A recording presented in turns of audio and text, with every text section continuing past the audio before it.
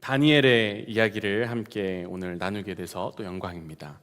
다니엘이라는 인물은 아주 어릴 적에 포로로 잡혀와서 상당히 오랜 시간 동안 이방 땅에 머물며 살았던 사람이죠. 지금 나오는 이 장면은 다니엘의 노년기입니다. 근데 다니엘은 시작부터 끝까지 변함없이 이 이스라엘을 마음에 품고 공개적으로 기도했던 사람이라고 우리가 잘 알고 있고요. 또 자신의 신앙을 어떤 어려움이 찾아와도 잘 지켜온 사람이었습니다. 그래서 목에 칼이 들어와도 또 참소하는 자들이 뒤에서 안 좋은 계략으로 계속 공격해도 자신의 신앙적 패턴을 지키면서 기도를 늦추지 않았던 그런 인물로 성경은 다니엘을 묘사하고 있죠. 10대의 포로로 잡혀와서 90대가 넘을 때까지 그런 모습을 한결같이 유지한다고 보시면 됩니다. 그러니까 심지가 굉장히 곧은 사람이에요. 충분히 교만해질 수 있는 높은 위치에 올라가기도 했고 계속 그 위치를 유지했지만 늘 겸손한 모습으로 하나님과 사람 앞에서 행했습니다. 근데 그렇게 노년의 시절을 보내고 있던 어느 날이죠. 다니엘이 하나님 말씀을 보다가 두 눈이 번쩍하고 떠지는 경험을 하게 됩니다. 볼 거 다 보고 경험할 거 다 경험한 분이 뭐가 새로울 게 여러분 있겠습니까? 그 나이에. 근데 저는 이게 하나님 말씀의 특징이라고 생각해요. 우리가 하나님의 말씀을 계시의 말씀이라고 합니다. 근데 여러분 왜 그런 표현을 쓸까요? 계시라는 단어를 우리가 사전에서 찾아보면 깨우쳐 보여준다 하는 뜻을 가지고 있습니다. 사람의 지혜로서는 알 수 없는 어떤 진리를 신이 가르쳐 주는 거예요. 그러니까 말씀을 볼 때 하나님께서 눈이 탁 떠지게 해주시는 거. 예전에 내가 읽어서 아는 말씀인데 오늘 나에게 이 말씀이 새롭게 깨달아지는 역사. 이게 바로 계시의 역사고요. 우리가 성경을 귀하게 여겨야 하는 이유입니다. 다니엘이 지금 이걸 경험하고 있는 겁니다. 우리 2절을 함께 다시 봉독을 해볼 텐데 함께 읽겠습니다. 시작. 곧 그 통치 원년에 나 다니엘이 책을 통해 여호와께서 말씀으로 선지자 예레미야에게 알려주신 그 연수를 깨달았나니 곧 예루살렘의 황폐함이 70년 만에 그치리라 하신 것이니라.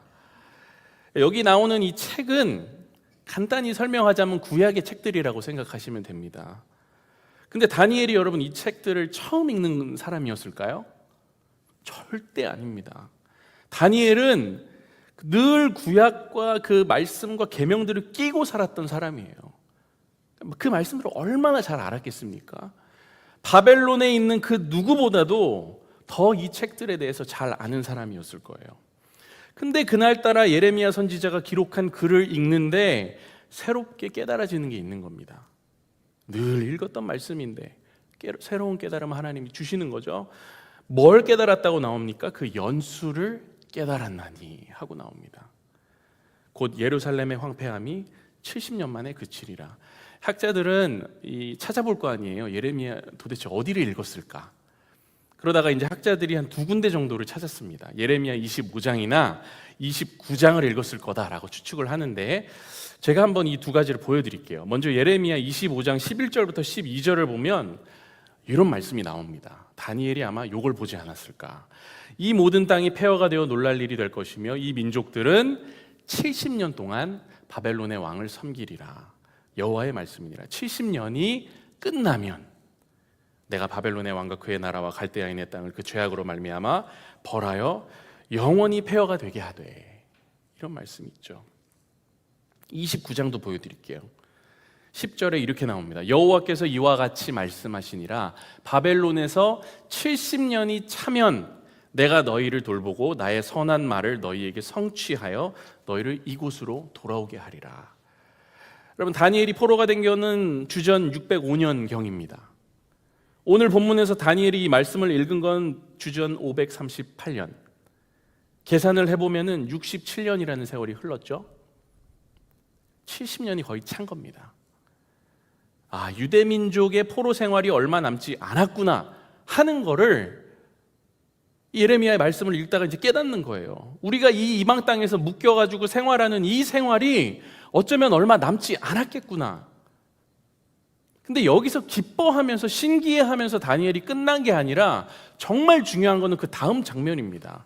이거를 다니엘이 어떻게 하냐 하면 기도로 옮긴다는 겁니다. 이게 중요한 거예요. 읽는 데서 그치지 않고, 기뻐하는 데서 그치지 않고, 필사하는 데서 그치지 않고, 연구하는 데서 그치지 않고, 이거를 기도로 발전시키는 거. 다니엘은 자신에게 부딪혀 오는 말씀을 기도로 발전시키는 사람이었습니다. 이제 우리가 포로 생활이 얼마 남지 않았구나. 지금 이 시기는 3년 정도 남았다면 준비해야 되는 시기이구나. 중요한 때구나. 정신을 차려야 되는구나. 기도해야 되는구나. 이렇게 생각하는 거예요. 3절을 같이 한번 읽어보겠습니다. 시작. 내가 금식하며 베옷을 입고 재를 덮어 쓰고 주 하나님께 기도하며 간구하기를 결심하고. 다니엘이 기도를 안 하던 사람이었을까요? 아니죠. 매일 3번씩 기도하는 사람이었습니다. 근데 이제 규칙적인 기도에서 어떤 특정 주제를 위한 간절한 기도로 다니엘의 기도가 발전하는 거예요.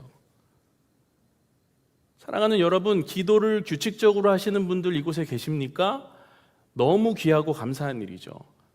근데 그런 분들에게 다니엘의 기도같이 구체적인 기도를 갖고 기도할 수 있는 마음을 하나님께서 또한 주시기를 축복합니다.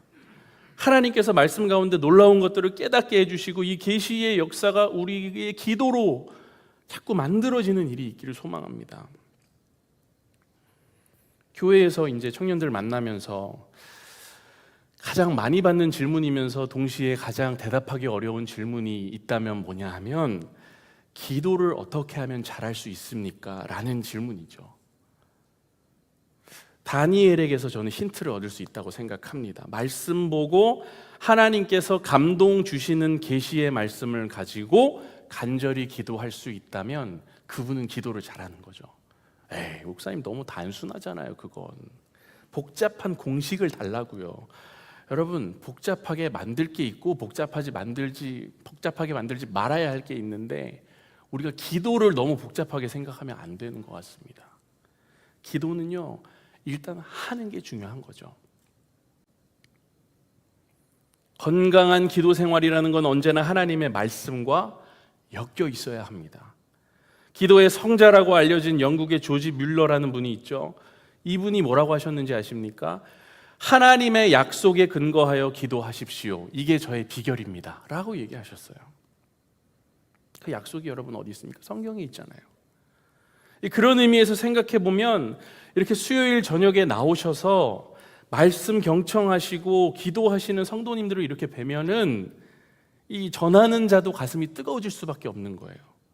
그러니까 기도할 때 그냥 기도하지 마시고 말씀을 따라서 기도하는 거, 이것이 우리가 다니엘에게서 배울 수 있는 첫 번째 레슨입니다.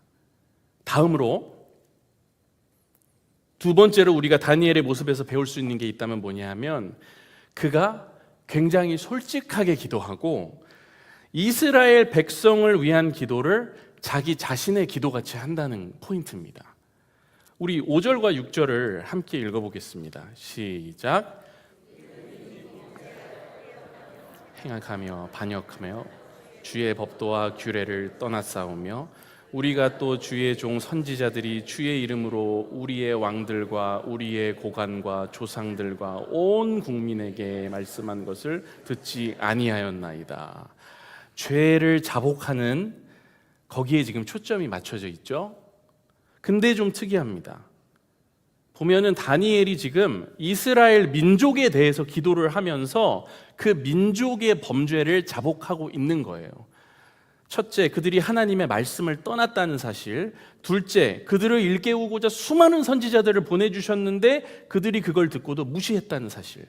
이 두 가지를 갖고 저희가 잘못했습니다라고 지금 기도를 하는데 이게 내가 잘못한 것 같이 지금 다니엘이 기도하고 있다는 거예요.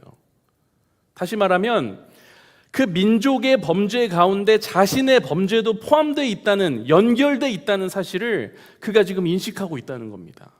자기를 빼지 않아요. 많은 경우 우리는 기도할 때 어떻게 합니까? 이웃들과 민족을 위해서 기도할 때 나랑 상관없는 대상인 것처럼 기도할 때가 많아요. 근데 다니엘은 이걸 연결해서 생각하는 겁니다. 지금 우리 민족이 이렇게 잘못돼서 잘못된 길을 갖고 귀를 막고 끊임없이 등을 돌리고 하나님 앞에서 가서 이렇게 어려운 시절을 우리가 맞이하게 됐는데, 이렇게 된 거 저도 잘못한 게 있죠 주님, 이렇게 기도하는 겁니다. 우리가 그래서 9장을 전체적으로 놓고 봤을 때 다니엘의 고백에 우리라는 단어가 너무 많이 나온다는 거죠. 제가 예전에 이제 대학에서, 저는 이제 장신대를 대학부터 이렇게 쭉 다녔는데, 신학생들이 1년에 뭐 2번 정도 큰 사경회로 모입니다. 우리 교회도 사경회를 하죠. 근데 이제 사경회가 뭐 하는 자리입니까? 말씀 듣고 기도하는 자리잖아요. 근데 이제 좀 우리 교회랑 조금 다른 부분은 뭐냐면, 그 당시만 해도 이제 사경회를 하면은 밤에 기도를 뭐 7시, 뭐 8시에 집회를 시작하면은 막 11시까지 갈 때도 있고 이렇다는 거예요. 강사분이 흥분해가지고 길게 갈 때도 있고, 기도가 너무 길어져가지고 기도회가 너무 충만해서 그게 확 길어질 때도 있었습니다. 첫 번째 해에 제가 사경회를 경험했는데 너무 은혜를 많이 받은 거예요. 기도의 시간에. 두 번째 해가 됐습니다. 또 사경회가 열렸는데 작년에 그 마음이 싹 사라진 거예요. 도대체 신학교가 뭐 하는 곳이길래 은혜를 다 이렇게, 말씀을 들어도 은혜가 안 돼, 찬양을 해도 하나도 와닿지 않아, 마음이 너무 차갑고 닫혀 있는 겁니다. 기도 시간이 됐는데 작년에 그렇게 뜨겁게 기도했던 제가 기도도 안 되는 거예요. 내가 작년에 그렇게 뜨겁게 기도했는데 무슨 일이지? 가만히 눈만 감고 있었습니다. 나갈 수는 없으니까. 근데 그날따라 기도의 시간이 또 긴 날인 거예요. 30분이 지났는데 그냥 그대로 차갑고 아무런 변화가 있지 않습니다. 이제 거의 끝날 때가 됐는데 앞에서 마이크를 잡고 기도회를 인도하던 그분이 마지막 기도 제목으로 우리 한국 교회를 위해 기도합시다 라고 하고 이제 기도회를 시작하는 겁니다.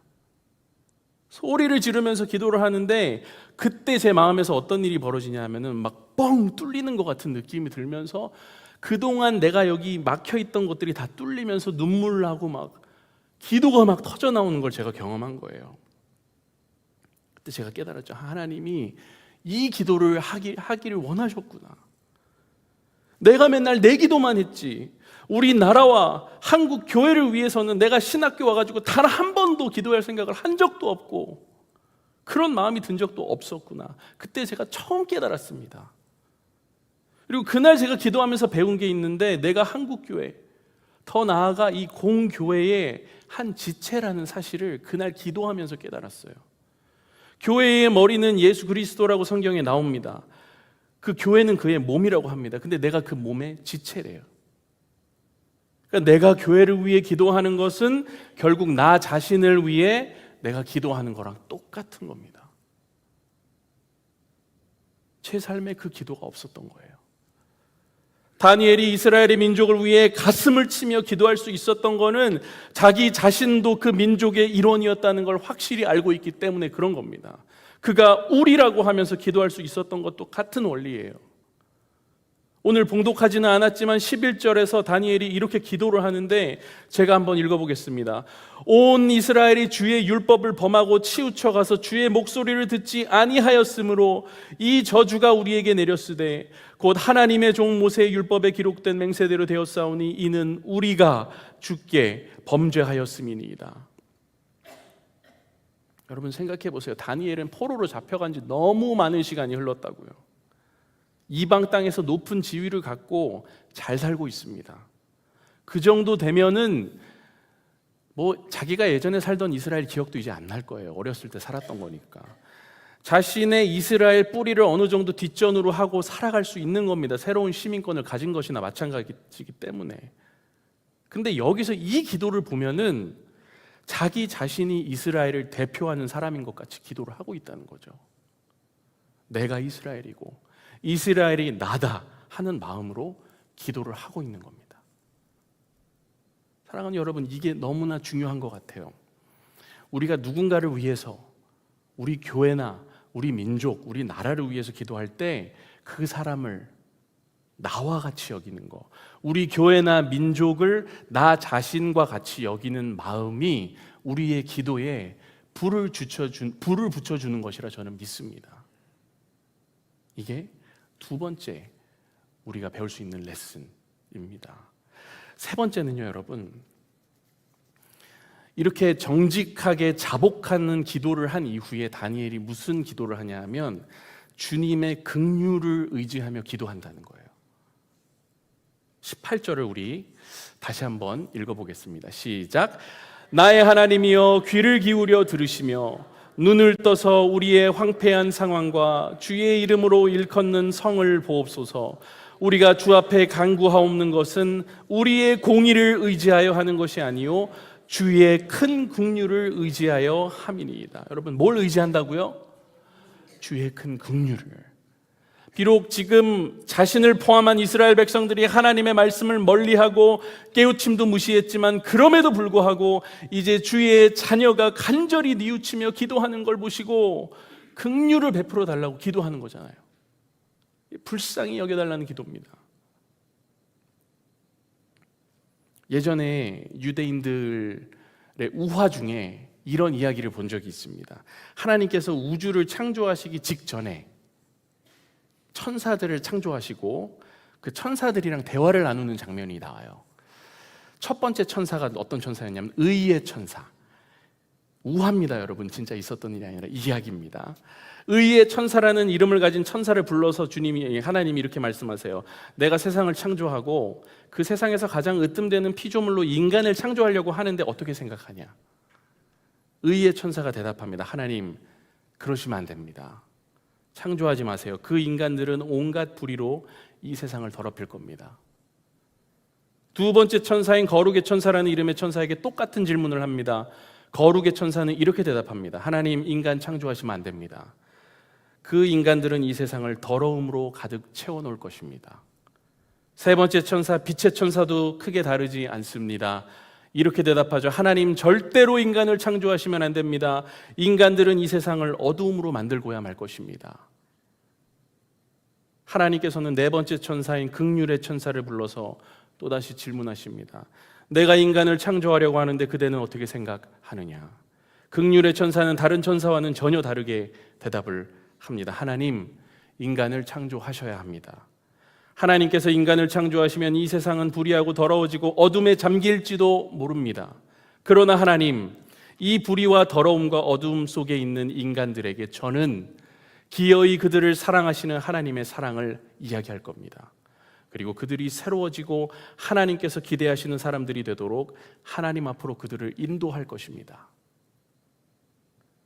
여러분, 이 다니엘의 지금 기도가 긍휼을 붙드는 기도인 거예요. 하나님, 우리 의롭지 못하고 우리 힘으로 할 수 있는 거 없고 이제 하나님, 우리가 세상 많이 더럽혀놨고 우리 마음도 더럽고 하나님, 우리가 가는 곳마다 더러워지고 어두워져가지고 어떻게 할 바를 모르지만 그럼에도 불구하고 우리는 주님의 긍휼을 의지하며 나아가기를 원합니다. 이 기도를 지금 다니엘이 하고 있는 겁니다. 내가 의로워서 내가 잘해서 하나님을 따르는 게 아니라 하나님이 긍휼하신 분이시니까 나아갈 수 있는 거니까. 긍휼을 구하는 기도를 한다는 겁니다. 이게 세 번째고요.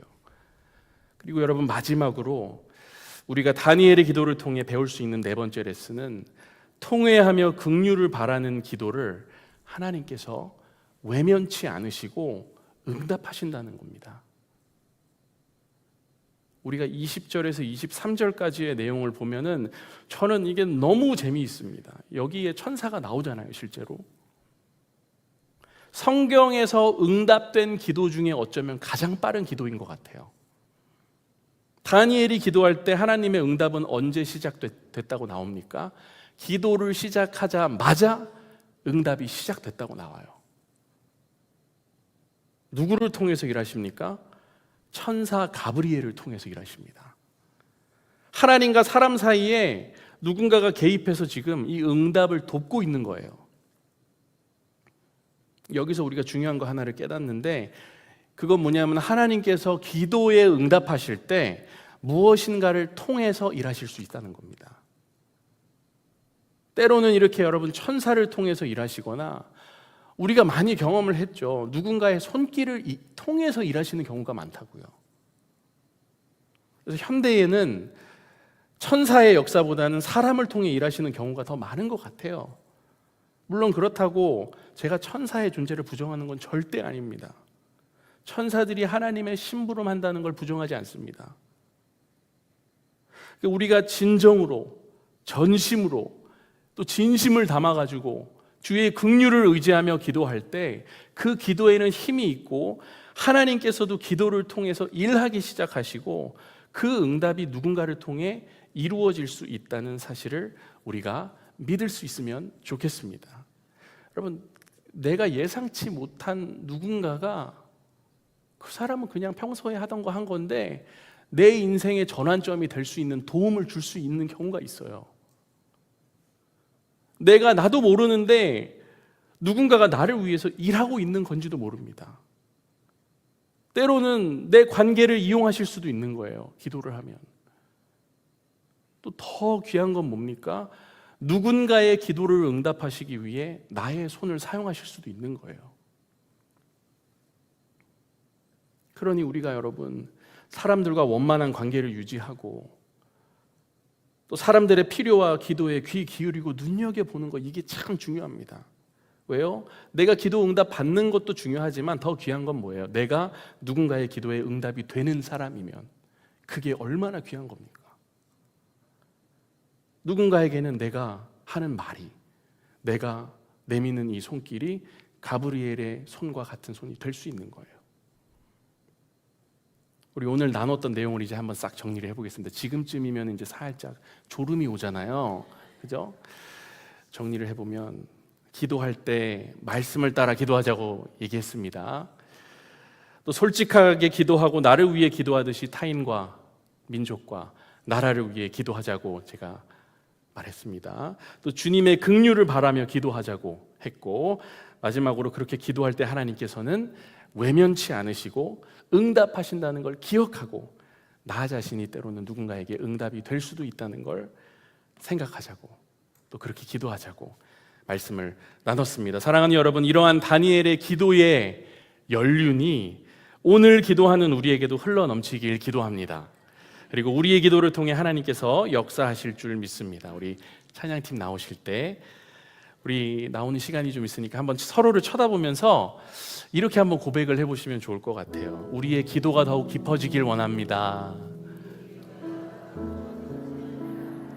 아멘. 그런 마음으로 찬양하며 또 기도로 나아가는 시간 갖겠습니다.